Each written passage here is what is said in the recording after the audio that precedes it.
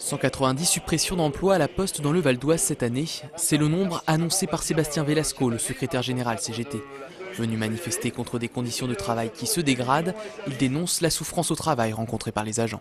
Donc aujourd'hui, ça devient impossible d'effectuer le travail correctement, d'avoir un véritable service public. Alors on nous avait promis qu'avec la privatisation de la Poste, on aurait plus de moyens pour travailler dans les services, etc. Donc c'est pour ça que c'est pas du tout le cas.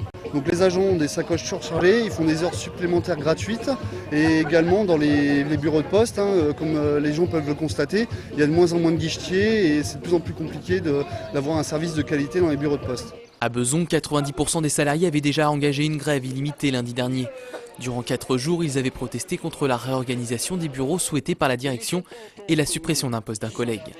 Des revendications qui, malgré le mouvement de protestation, n'ont pas été prises en compte. On nous a rétorqué que on n'avait pas la bonne façon de travailler, on faisait de la surqualité et que des personnes de la direction allaient descendre dans le bureau pour essayer de voir avec nous où étaient les problèmes.